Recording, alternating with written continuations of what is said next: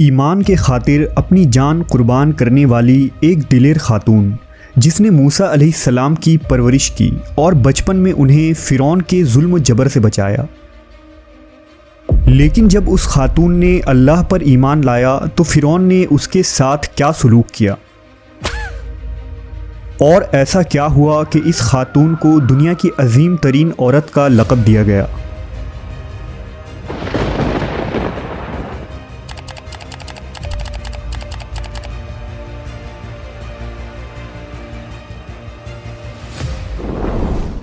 फ़िरौन मिस्र का एक जालिम व जाबिर बादशाह था। उसने मिस्र में आबाद कौम बनी इसराइल को ग़ुलाम बना रखा था और उन पर जुल्म के पहाड़ तोड़ता था। फ़िरौन नहायत ही मगरूर बादशाह था और ख़ुद को लोगों का खुदा और राज़िक कहलवाता था, लेकिन किसी में भी इतनी जुर्रत न थी कि फ़िरौन की मुखालफत कर सके। लिहाजा अल्लाह ने फ़िरौन के ख़ात्मे का इरादा किया तो बनी इसराइल में हज़रत मूसा अलैहिस्सलाम की पैदाइश हुई।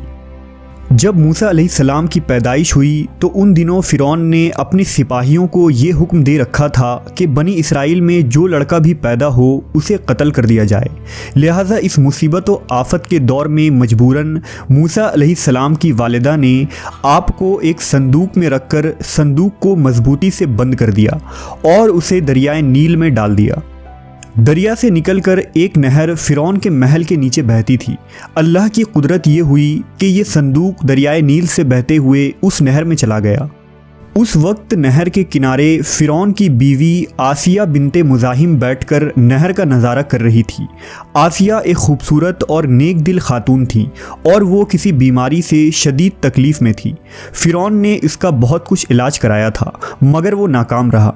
कहते हैं कि काहिनों ने उसे बताया था कि ए फ़िरौन, हम पेशन गोई करते हैं कि इस दरिया में से एक आदमी तेरे महल में दाखिल होगा। अगर उसके मुंह की राल इस बीमार खातून के जिस्म पर मली जाएगी तो उसे शफा हो जाएगा। चुनांचा जब नहर में बहते इस संदूक पर आसिया की नज़र पड़ी तो उसने मुलाजमीन को उसे निकालने का हुक्म दिया। जब उस संदूक को पानी से निकाला गया और उसे खोला गया और मलका ने इस बच्चे को देखा तो उसे यूं महसूस हुआ कि एक बिजली सी चमकी है जिसने उसके दिल को मुनव्वर कर दिया है। आसिया के दिल में इस बच्चे की मोहब्बत ने घर बना लिया। इस बच्चे का लौबे दहन जैसे ही उनके हाथों पर पड़ा तो उन्हें शिफा हो गई। फ़िरौन की बीवी आसिया की बदन से कोई लड़का न था और वो बे औलाद थी। लिहाजा इस पाक दिल खातून की ममता जाग उठी और उसने मूसा अलैहिस्सलाम को गोद ले ली। इस तरह अल्लाह की कुदरत से मूसा अलैहिस्सलाम की परवरिश उसी फ़िरौन के महल में हुई जिसने आप अलैहिस्सलाम के हाथों से हलाक होना था। दरअसल लफ्ज़ फ़िरौन उस दौर में मिस्र के बादशाह का लक़ब हुआ करता था। मूसा अलैहिस्सलाम के क़िस्से के सिलसिले में दो फ़िरौनों का ज़िक्र आता है। एक वो जिसके ज़माने में आप पैदा हुए और जिसके घर में आपने परवरिश पाई, और दूसरा वो जिसके पास आप ईमान की दावत और बनी इसराइल की आज़ादी का मुतालबा लेकर गए और जो समुंदर में गर्क हो गया। लिहाजा बीबी आसिया का खाविंद जिसने मूसा अलैहिस्सलाम को अपने महल में रखा, इस फ़िरौन का नाम रामेसस सानी बताया जाता है। दरअसल बीबी आसिया रयान बिन वलीद की पोती थी। रयान बिन वलीद वही बादशाह था जो यूसुफ़ अलैहिस्सलाम के दौर में अजीज़ मिस्र था और उसने हज़रत यूसुफ़ पर ईमान भी लाया था। जब मिस्र पर क़िब्ती ख़ानदान की हुकूमत आई तो फ़िरौन ने अपनी ताकत के ज़ोर पर बीबी आसिया से शादी कर ली और उन्हें धमकी दी कि अगर उन्होंने शादी से इनकार किया तो उनके वालिदैन को कत्ल कर दिया जाएगा। लेकिन शादी के बाद भी अल्लाह ने हज़रत आसिया को फ़िरौन के शर से महफूज रखा और वो आप पर कादिर न हो सका। मवर्रखीन लिखते हैं कि अल्लाह ने फ़िरौन को नामर्द बना दिया था और बाज़ ने लिखा कि फ़िरौन को ऐसी बीमारी थी कि तबीबों ने उसे सारी उम्र सोहबत करने से मना कर दिया था। लिहाजा फ़िरौन कभी भी हज़रत आसिया के करीब ना जा सका।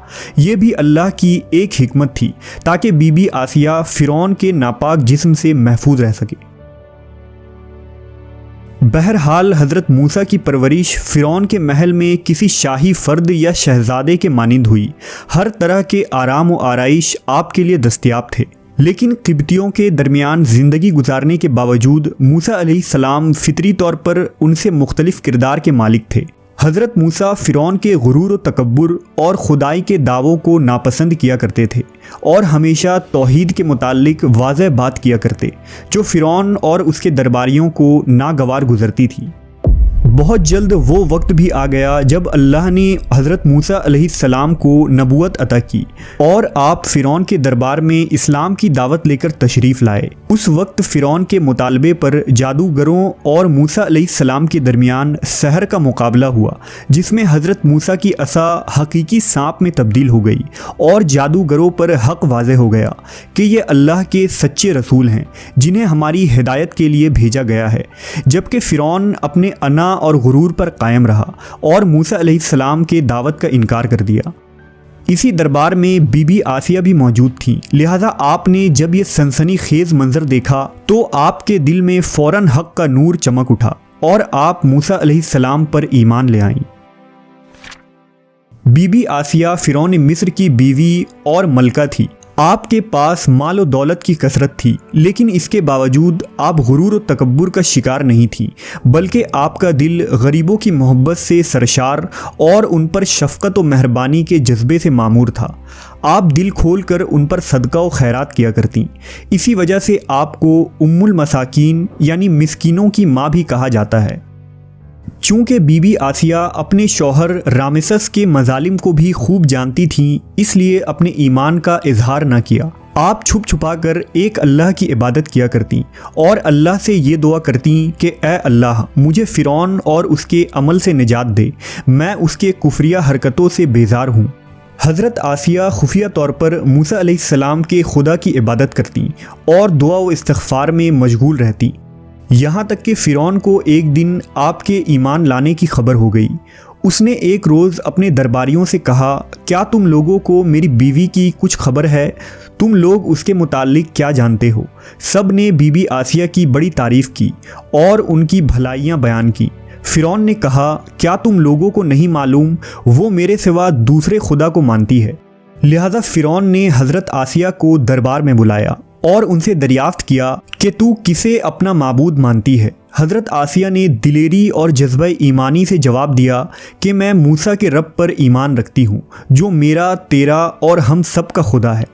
फ़िरौन इस बेबाक जवाब पर गज़बनाक हो गया और बहुत जल्द पूरे शहर में इस बात की शोहरत हो गई कि फ़िरौन की बीवी और मलका ने फ़िरौनी तौर तरीके को ठुकराते हुए दीन मूसा कबूल कर लिया है। पहले तो फ़िरौन ने बीबी आसिया को समझा बुझाकर, तरगीब दिलाकर और डरा धमकाकर मूसा अलैहिस्सलाम के दीन को छोड़ने को कहा, लेकिन जब उसने हज़रत आसिया के चट्टान जैसे मजबूत ईमान और जज्बे को देखा तो उसने जुल्म व बर्बरियत से काम लेने की ठान ली। फ़िरौन ने अपने अहलकारों को हुक्म दिया कि आसिया को तपते हुए रेगिस्तान की धूप में लिटा दिया जाए, लिहाजा आपको शदीद गर्मी में रेत के तपते मैदान में छोड़ दिया गया। फ़िरौन उस जगह दौरा करता रहा और कहता रहा कि अब तू बाद आ जा, अगर तूने मेरी बात मान ली तो महल की शाही ज़िंदगी और आराम व आराइश तेरी मुंतज़िर है। मगर हज़रत आसिया पर इसका कोई असर न हुआ, क्योंकि आपको जन्नत के उस लाफ़ानी मोहल्लात पर ईमान था जो अल्लाह ने उन्हें अता करने का वादा किया था। जब फ़िरौन ने हज़रत आसिया की साबित कदमी को देखा तो उसने आपको शहीद करने का फ़ैसला कर लिया। उसने अपने सिपाहियों को हुक्म दिया कि बड़ी से बड़ी चट्टान कहीं से उठा लाओ और आसिया को चित लिटाओ और वो चट्टान उस पर गिरा दो।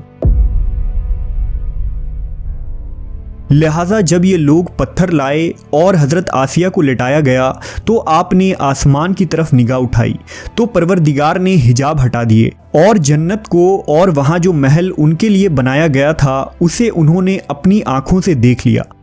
आखिरकार उस पत्थर को आप पर गिरा दी गई और आपकी रूह परवास कर गई। हज़रत आसिया के फ़ज़ाइल अहादीस मुबारका में कुछ इन अल्फाज से आए हैं कि रसूलुल्लाह सल्लल्लाहु अलैहि वसल्लम ने फरमाया, मर्दों में से तो बहुत से दर्जा कमाल तक पहुँचे, लेकिन औरतों में से सिवाय फ़िरौन की बीवी आसिया और ईसा अलैहिस्सलाम की वालिदा मरियम बिनते इमरान के और कोई औरत दर्जा कमाल तक नहीं पहुँची। इस तरह एक और रिवायत में आता है कि आप सल्लल्लाहु अलैहि वसल्लम ने फरमाया, जन्नती औरतों में सबसे अफजल खदीजा बिनते खवेल्द, फ़ातिमा बिनते मोहम्मद और फ़िरौन की बीवी आसिया बिनते मुज़ाहिम और ईसा अलैहिस्सलाम की वालिदा मरियम बिनते इमरान है। एक रिवायत में आता है कि बीबी आसिया का निकाह जन्नत में हज़रत मोहम्मद सल्लल्लाहु अलैहि वसल्लम से होगा। लिहाजा रिवायत है कि रसूलुल्लाह सल्लल्लाहु अलैहि वसल्लम ने फरमाया, जन्नत में मेरा निकाह मरियम बिनते इमरान, मूसा की बहन कुलसूम और फ़िरौन की बीवी आसिया के साथ होगा। हमने देखा कि हज़रत आसिया ऐसी हुकूमत के साथ, ऐसे दरबार के अंदर इस कदर माल व दौलत, इताअत गुज़ार ग़ुलाम और कनीज़ों के साथ में एक बेहतरीन ज़िंदगी थी, लेकिन उन्होंने हक़ को कबूल किया और मूसा अलैहिस्सलाम के दीन पर ईमान ले आई। हालांकि उन्हें मालूम था कि ईमान लाने की वजह से उनकी तमाम खुशियाँ और मकाम व मनसब छिन सकता है, यहाँ तक कि जान भी जा सकती है, लेकिन आपने हक़ को कबूल किया और अपने गुज़श्ता आमाल पर तौबा कर ली। बिलाशुबा तौबा करना और ईमान पर मजबूती से कायम रहना कोई आसान अमल नहीं, लेकिन जो शख्स भी इस दुनिया की मुश्किलात से गुज़र कर अल्लाह की इताअत करेगा और इंसानों के बजाय अल्लाह से डरेगा तो आखिरत में उसके लिए बेहतरीन लाफानी ज़िंदगी है।